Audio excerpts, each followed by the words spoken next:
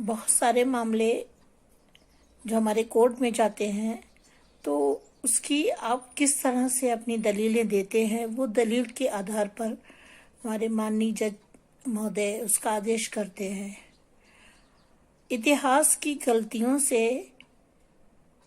हम लोगों को बहुत सारी चीज़ों को सुधारना चाहिए, और जो मामले कोर्ट में जाते हैं उससे अच्छा ये है उदारवादी होना चाहिए, एक बड़ा दिल रख करके बैठ करके आपसी सौहार्द से मामले हल करना चाहिए। 250 साल पहले हो चाहे 800 साल पहले हो, जो भी मामले हुए हों, 1947 के बाद से जो चीज़ें अगर स्थापित हैं तो उनको उसी प्रैक्टिस में ही होना चाहिए। ये एक कानून बना था 1947 में। इसके बाद 1991 में भी आया कि जो हमारे रिलीजियस प्लेसेस हैं, चाहे किसी भी समुदाय या धर्म के मानने वाले लोगों के हैं, उनको किसी तरह से डिस्ट्रॉय नहीं होगा, वो उनकी वैसे ही वो कंडीशन में रहेंगे।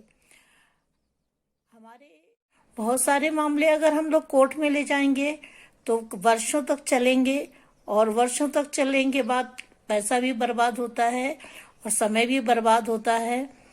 ये भी ज्ञानवापी मस्जिद का भी मामला है। हमारी बहनें अगर गई थी वहाँ पे पूजा अर्चना करने, अगर 1993 तक वो पूजा कर रही थी, तो उनको भी उसी तरह से जाने दिया जाए और उनको भी पूजा कर लेने दिया जाना चाहिए, क्योंकि वो अगर वो 93 तक पूजा कर रही थी तो उसके बाद उनको रोक दिया गया, तो ये ठीक बात नहीं है।